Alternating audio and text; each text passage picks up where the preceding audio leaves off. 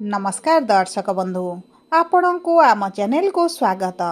आजिर कार्यक्रमटी समस्त मिथुन राशि व्यक्ति विशेषों बहुत अधिक गुरुत्वपूर्ण रही। पवित्र माघ पूर्णिमार हार्दिक अभिनंदन एवं शुभेच्छा जणाई आजिर कार्यक्रमटी को आरंभ करिबा।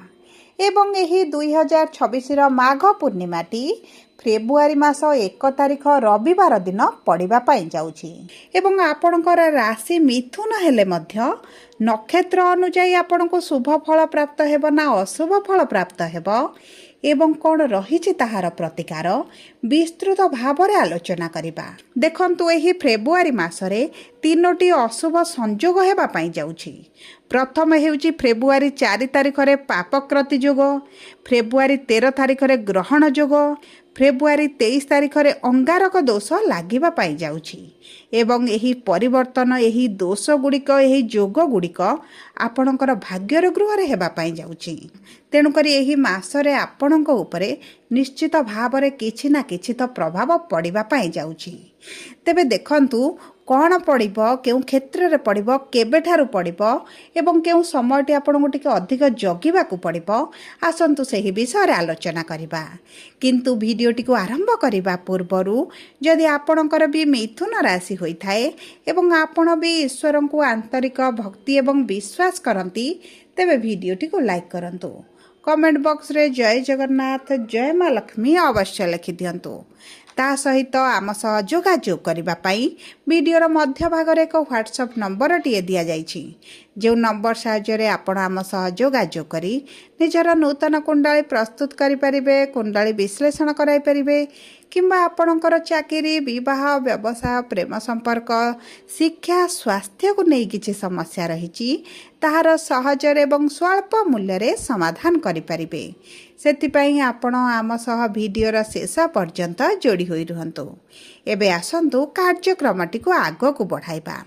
किंतु सर्वप्रथमे जानिबा आपणक मिथुन राशि रे नवग्रह गुड़िक क्यों स्थिति रे रहिछंती। देखंतु प्रथम गृह रे देवगुरु बृहस्पति, तृतीय गृह रे केतु, अष्टम गृह रे सूर्य, मंगल, बुध एवं शुक्र, नवम गृह रे राहु एवं दशम गृह रे शनि विराजमान करिछंती, जहा फल रे सेही गृह गुड़िक रे सेमानकर प्रभाव अधिक रहिबो। तेबे सर्वप्रथमे आसंतु जानिबा आपणक कर्म क्षेत्र उपर की प्रकार प्रभाव पड़िबो। देखंतु कर्म क्षेत्र बा कर्मर गृहर स्वामी हेउछंती देवगुरु बृहस्पति, जी आपणकर राशि रे बा आपणकर लग्न रे विराजमान करिछंती एवं गुरुंकर सप्तम दृष्टि आपणकर सप्तम गृह को, गुरुंकर नवम दृष्टि आपणकर भाग्यर गृह उपर रहिबो। जे कारणरू आपणक भाग्यर गृह रे राहु विराजमान करिथिले मध्य आपणको शुभ फल प्रदान करिवे। ता सहित कर्मर कारक ग्रह, धर्मर कारक ग्रह शनिदेव मध्य आपणक कर्मर गृह रे विराजमान करिछंती। आपणक परिश्रम बढ़ाइबे, आपणक शत्रु को हानि कराइबे एवं आपणक मान सम्मान मध्य वृद्धि कराइबे। देखंतु शनि जेतेबेले कर्मर कारक ग्रह कर्मर गृह रे विराजमान करंती आपण कर्म प्रवण तो होई जांती। आपण कार्य उपरे बेसी विश्वास करंती, आपणक कर्म उपरे विश्वास करंती। ता सहित आपणकर कर्म अनुसार आपणको सठिक मूल्य मध्य शनि प्रदान करंती। देखंतु जेतेबेले गुरुंकर शुभ दृष्टि रहे, गुरु आपणको लग्न रे विराजमान करंती, सेतेबेले आपणको कार्य गुड़िक बहुत सहजरे हो जाए, बहुत जल्दी हो जाए एवं आपणकर बहुत गुड़े इच्छा अभिलाष मन रे जो चिंतन रही थाए ताहा मध्य आपणकर हेबा आरंभ हो जाए। तेणुकरी एही समय मध्यरे जदि आपण किछि नूतन भाव रे कार्य आरंभ करिवे आपणक पई तो अति उत्तम रहिबो। किंतु देखंतु जेतेबेले राहु आपणकर भाग्यर गृह रे बसिछंती, आपण कोनोसी कार्य करिवा पूर्वरु आपणको बहुत गुड़े द्वंद्व आपणक मन को आसीबो। आपण द्वंद्व रे रहिबे, केबे आरंभ करिबी, केबे करिवाटा ठीक रहिबो, केउ कार्यटी आरंभ कले आपणक पई ठीक रहिबो, आपणको आगो को एथरे लॉस होबो ना लाभ हेबो, किंबा आपण विभिन्न गुड़िए समस्या द्वंद्व भितर आपण रहिबे। किंतु मने रखंतु जदि आपण सठिक निष्पत्ति नियंती एवं आपणकर भावना को चिंतना को कर्म रे परिणत करंती तेबे आपणक पई एही फेब्रुआरी मासटी अति उत्तम रहिबो। आपण नूतन कार्य आरंभ करंतु, नूतन चाकरी पई मध्ये चेष्टा करंतु, आपणक पई अति शुभदायक रहिछि। देखंतु अष्टम गृह जेतु अशुभ गृह एवं सेही गृह रे शुभ ग्रह रहिले मध्य अशुभ फल प्रदान करिथांती, ତେଣୁକରି ଆପଣଙ୍କର ରାଶିର ସ୍ୱାମୀ ବୁଧ ଆପଣଙ୍କର 4 ତାରିଖ ଦିନ ଏହି ଅଷ୍ଟମ ଗୃହକୁ ତ୍ୟାଗ କରି ଭାଗ୍ୟର ଗୃହକୁ ଯିବେ ଏବଂ ସେଠାରେ ପାପକ୍ରତି ଯୋଗ ମଧ୍ୟ ବନାଇବେ।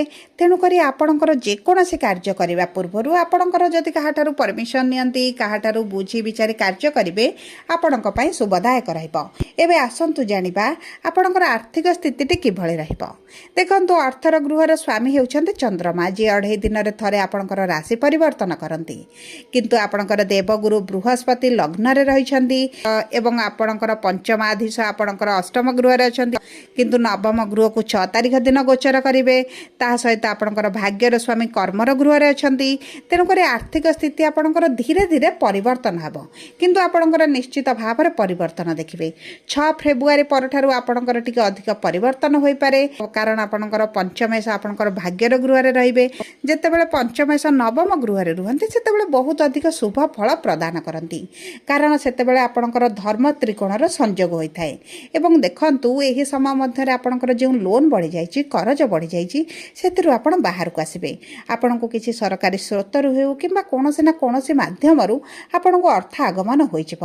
ଆପଣଙ୍କର ଯେଉଁ ଅର୍ଥ କଷ୍ଟକୁ ନେଇ ଅଧିକ ଚିନ୍ତିତ ରହୁଛନ୍ତି, ସେଥିରୁ ଆପଣ ବାହାରକୁ ଆସିବେ। ତାହା ସହିତ ଯଦି ଆମେ ଦେଖିବା ଆପଣଙ୍କର ଶିକ୍ଷାକୁ, ତେବେ ଶିକ୍ଷାର ସ୍ୱାମୀ ହେଉଛନ୍ତି ଶୁକ୍ର ଏବଂ ଶୁକ୍ର ଆପଣଙ୍କର ଭାଗ୍ୟର ଗୃହକୁ ଆସିବେ। ଏବଂ ଆପଣଙ୍କର ଯଦି ଏହି ସମୟ ମଧ୍ୟରେ କିଛିଟା ପରୀକ୍ଷା ଦିଅନ୍ତି, ଇଣ୍ଟରଭ୍ୟୁ ଦିଅନ୍ତି, ଏଣ୍ଟ୍ରାନ୍ସ ଦିଅନ୍ତି, ଆପଣଙ୍କ ପାଇଁ ଶୁଭଦାୟକ ରହିବ। ଶିକ୍ଷା ସମ୍ବନ୍ଧିତ ଯଦି ଆପଣ କିଛି ବି ନିଷ୍ପତ୍ତି ନିଅନ୍ତି, ତାହା ମଧ୍ୟ ଆପଣଙ୍କ ପାଇଁ ଅତି ଉତ୍ତମ ରହିବ। ଉଚ୍ଚଶିକ୍ଷା କରିବାର ଯଦି ଅଭିଳାଷ ରହିଛି, ତାହା ମଧ୍ୟ ପୂରଣ ହେବ, କାରଣ ଦ୍ୱାଦଶ ଗୃହର ସ୍ୱାମୀ ହେଉଛନ୍ତି ଶୁକ୍ର, ଯିଏ ଭାଗ୍ୟର ଗୃହକୁ ଆସିବେ। ଏବଂ ଆପଣଙ୍କର ପଞ୍ଚମେଷ ମଧ୍ୟ ଶୁକ୍ର।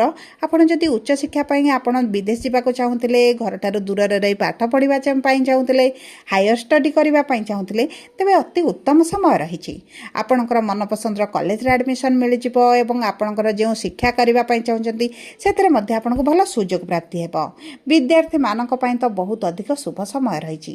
ଏବଂ ତାହା ସହିତ ଦେଖନ୍ତୁ, ଆପଣଙ୍କର କର୍ମର ଗୃହର ସ୍ୱାମୀ ଯେହେତୁ ଲଗ୍ନରେ ଅଛନ୍ତି, ଆପଣଙ୍କର ଚାକିରିରେ ସାଲାରୀ ଇନକ୍ରିମେଣ୍ଟ ସହିତ ଆପଣଙ୍କର ପ୍ରମୋସନ୍ ମଧ୍ୟ ହୋଇପାରେ।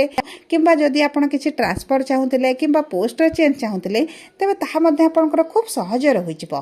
ଆପଣଙ୍କର ଶତ୍ରୁମାନେ କିନ୍ତୁ ନାଶ ଯିବେ। ଆପଣଙ୍କର କିଛି ଗୁପ୍ତ ଶତ୍ରୁମାନଙ୍କୁ ମଧ୍ୟ ଆପଣ ଚିହ୍ନିବେ ଏବଂ ସେମାନଙ୍କ ଠାରୁ ଦୂରତା ବନାଇବା ଆରମ୍ଭ କରିବେ। ତା ସହିତ ଦେଖନ୍ତୁ, 13 ଫେବୃଆରୀରେ ଯେତେବେଳେ ସୂର୍ଯ୍ୟ ଆପଣଙ୍କର ଭାଗ୍ୟର ଗୃହକୁ ଆସିବେ, ଗ୍ରହଣ ଯୋଗଟି ବନାଇବେ। ସେହି ସମୟରେ ଯଦି ଆପଣ ଅର୍ଥକୁ କୌଣସି ଜାଗାରେ ଇନଭେଷ୍ଟ ନ କରନ୍ତି, ଆପଣଙ୍କ ପାଇଁ ଉତ୍ତମ ରହିବ, କାରଣ ଏହି ସମୟଟି ଆପଣଙ୍କର ଅର୍ଥ ବିନିଯୋଗ ପାଇଁ ଭଲ ସମୟ ରହିବ ନାହିଁ। କିମ୍ବା ଏହି 13 ତାରିଖ ପରଠାରୁ ଯଦି କିଛି ବି ନୂତନ କାର୍ଯ୍ୟ ଆରମ୍ଭ କରୁଛନ୍ତି, ତେବେ ଆପଣଙ୍କର କୁଣ୍ଡଳୀ ବିଶ୍ଳେଷଣ କରାଇ ଯଦି କରନ୍ତି, ଆପଣଙ୍କ ପାଇଁ ଶୁଭଦାୟକ ରହିବ, କାରଣ ଗୋଚର ଅନୁସାରେ ଏତେଟା ଶୁଭ ସମୟ ରୁହେ ନାହିଁ। ଆପଣଙ୍କର ସମସ୍ୟା ଦେଖିପାରନ୍ତି, କର୍ମରେ ଆପଣଙ୍କର ବିଭିନ୍ନ ପ୍ରକାର ବାଧା ବିଘ୍ନ ମଧ୍ୟ ଆପଣ ଦେଖିପାରନ୍ତି। ଏବେ ଆସନ୍ତୁ ଜାଣିବା କିପରି ରହିବ ଆପଣଙ୍କର ପ୍ରେମ ସମ୍ପର୍କ। ଦେଖନ୍ତୁ, ପ୍ରେମର ଗୃହ ହେଉଛି ମଧ୍ୟ ଆପଣଙ୍କର ପଞ୍ଚମ ଗୃହ। ପ୍ରେମ ସମ୍ପର୍କ ଆପଣଙ୍କର ଅତି ଉତ୍ତମ ରହିବ। ଆପଣଙ୍କର ପ୍ରେମ ସମ୍ପର୍କକୁ ଯଦି ବିବାହରେ ପରିଣତ କରିବା ପାଇଁ ଚାହୁଁଛନ୍ତି, ତାହା ମଧ୍ୟ ଉତ୍ତମ ରହିଛି।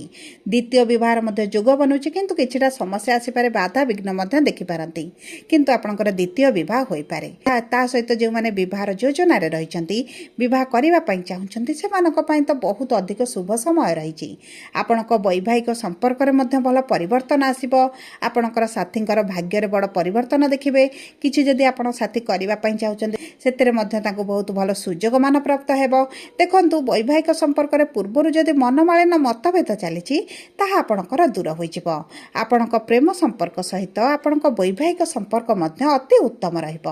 ଯଦି ଆପଣଙ୍କ ସାଥୀଙ୍କ ସହିତ କୌଣସି ସ୍ଥାନକୁ ବୁଲିବାକୁ ଯିବାକୁ ଚାହୁଁଛନ୍ତି, ମନୋରଞ୍ଜନରେ ଯୋଗ ଦେବାକୁ ଚାହୁଁଛନ୍ତି, ତେବେ ତାହା ମଧ୍ୟ ଆପଣଙ୍କ ପାଇଁ ବହୁତ ଅଧିକ ଭଲ ରହିବ। ଏବେ ଆସନ୍ତୁ ଜାଣିବା କିପରି ରହିବ ଆପଣଙ୍କର ସନ୍ତାନର ଯୋଗ।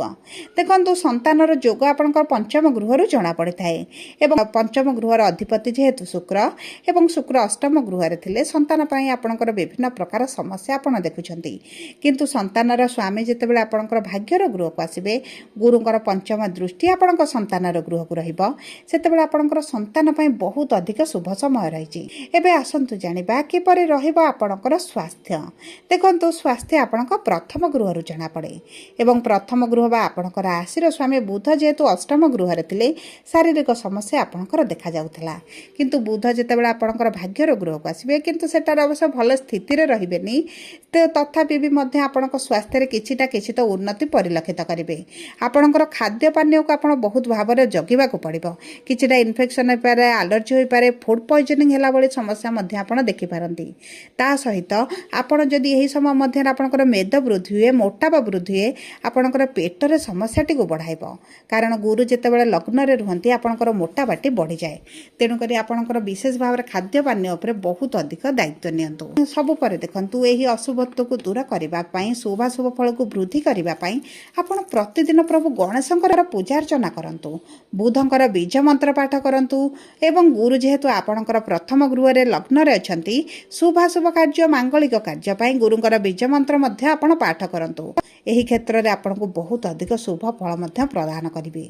जदि आपणकर मिथुन राशि होइथाय, वीडियोटी किभଳି लागला कमेंट बॉक्स रे लिखि जणांतु। जदि आपणक प्रियजनकर मिथुन राशि होइथाय, वीडियोटी तांको सहित शेयर करंतु। जदि आपण प्रथम थर आम चैनल को आसी छंती, चैनल टी को सब्सक्राइब करंतु। धन्यवाद।